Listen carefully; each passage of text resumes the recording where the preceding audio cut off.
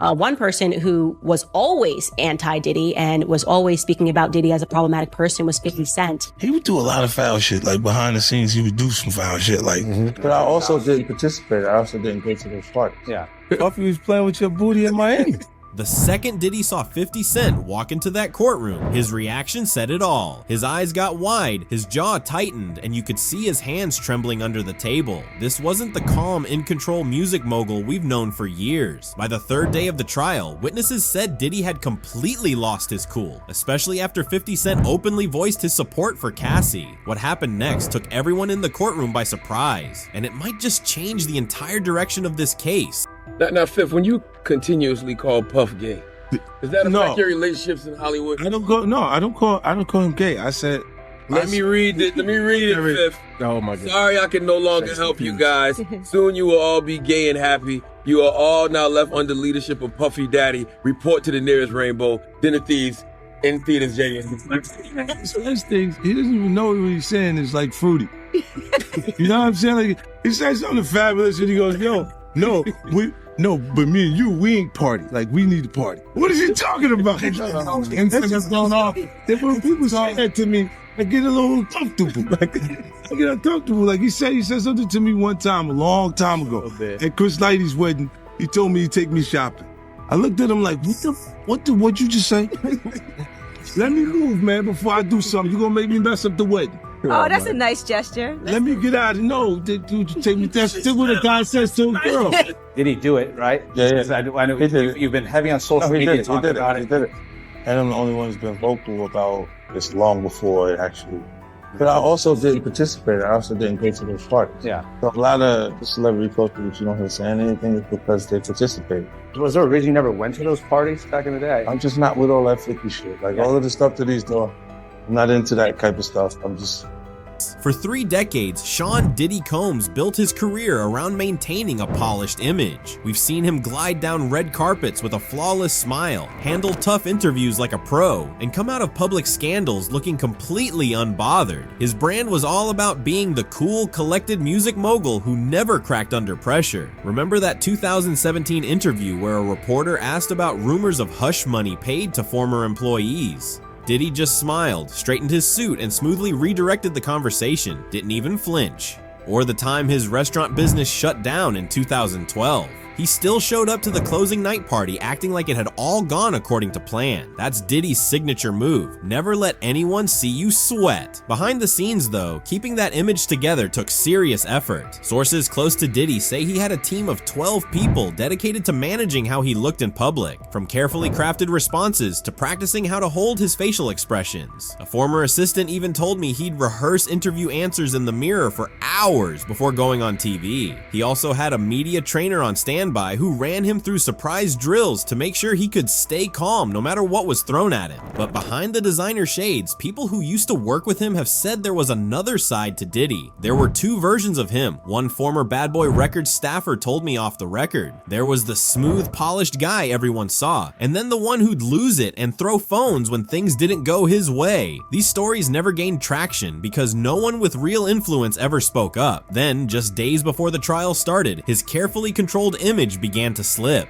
Photographers caught him snapping at a fan asking for a selfie outside his lawyer's office. Not long after, at a pre-trial press conference, he gripped the podium so tightly his knuckles turned white. Small details maybe, but for someone who spent millions managing his public persona, they stood out. PR crisis manager Tanya Rodriguez explained to me that public figures like Diddy build up these flawless images like fortress walls. But when the pressure gets high enough, those walls can start to crack, and when they do, it all comes crashing down fast. That's exactly what played out on day 3 of the trial. Multiple people inside the courtroom said the Diddy everyone knew completely unraveled. Court reporter Marcus Jenkins described him as visibly shaking when certain pieces of evidence were shown. His leg was bouncing so hard the defense table was actually moving, Jenkins said.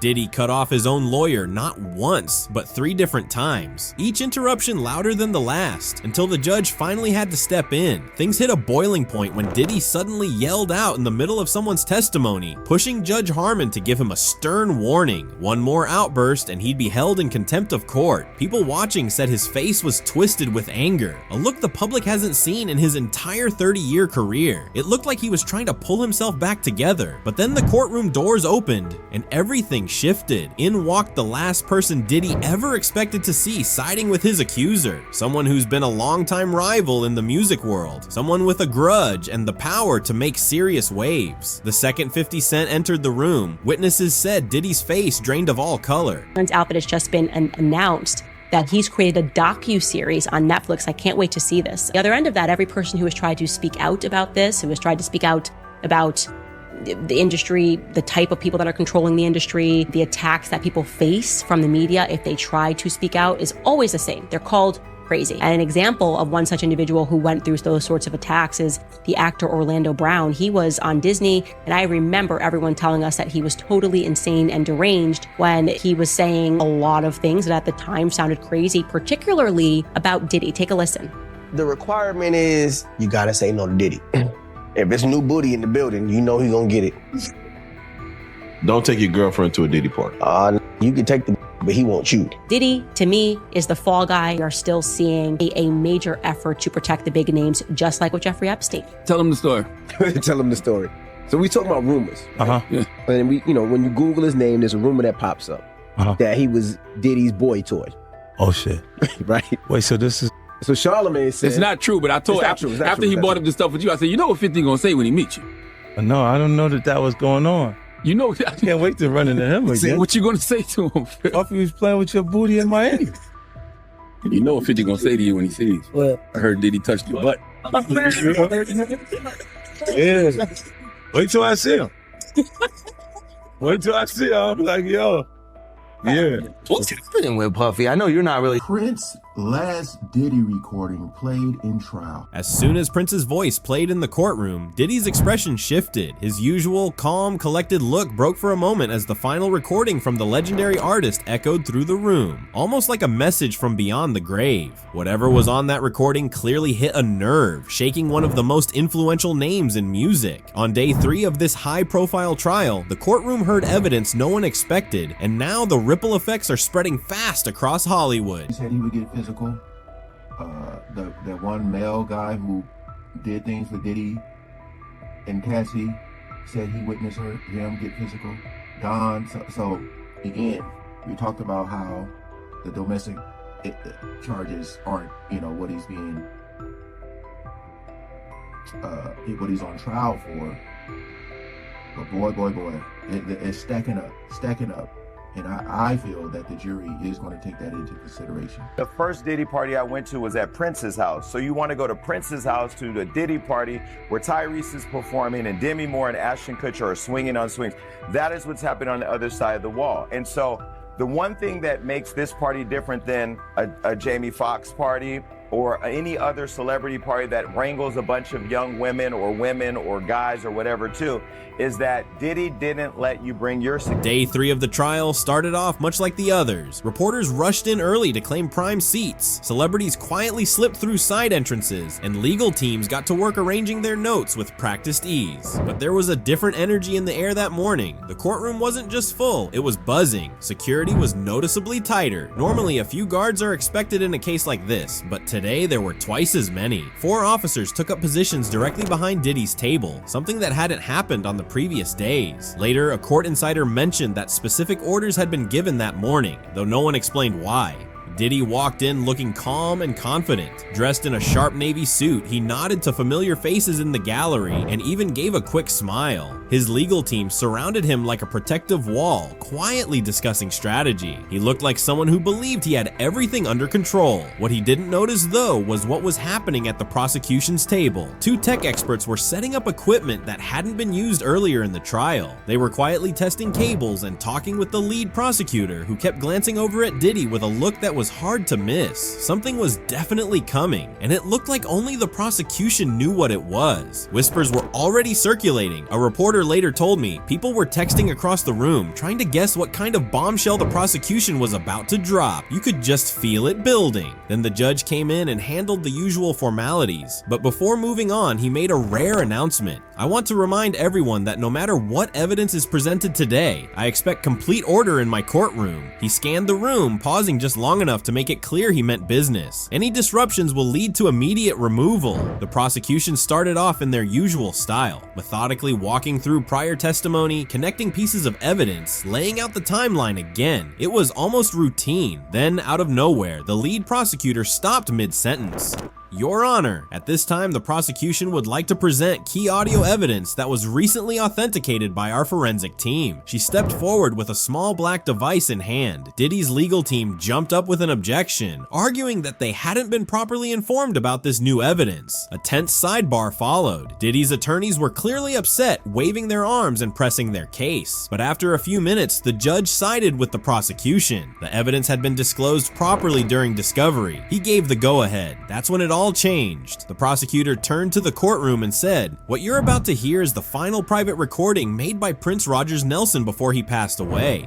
The entire room went still. Reporters stopped typing. You could literally hear people inhale at the same time. Prince, the icon, the legend, was about to speak from beyond the grave. Diddy's lead lawyer quickly reached out and grabbed his client's arm. The color drained from Diddy's face so fast you could see it happen. His entire legal team pulled in close, whispering urgently as the prosecution hooked up their device to the courtroom's audio system. Right before a single sound played, the atmosphere in the room completely changed. It was like the energy shifted all at once. Diddy's legal team could sense that something serious, something potentially damaging was about to hit. And by the look of sudden panic in Diddy's eyes, it was clear he felt it too. I'm just trying to listen. I mean, it's a lot of this stuff that I've heard and seen already. I'm really trying to connect the dots here and think like, damn, what if Prince was letting Dick, like, what if he caught wind of some, just say allegedly, stuff that Diddy might have been doing that seems to be, like, I ain't talking about consensual things, I'm talking about illegal things or whatever. But I'm just like, would Diddy be that dumb to, like, not think that Prince, this celebrity, has cameras in his house as well? So I'm just trying to think, like, because if Prince has cameras and he's recording stuff, you know, to get some dirt on Diddy, I don't know. I feel like Diddy, with all his cameras that he allegedly had, or no, they actually found cameras. Problems? That I don't know, right? What I know is that he was really health conscious. He was a vegan. He didn't abuse alcohol. I didn't know of him drug. He worked out, you know, so, you know, that also really concerned me, because it made me think that, wow, so you mean you do all these things to take care of yourself and you die so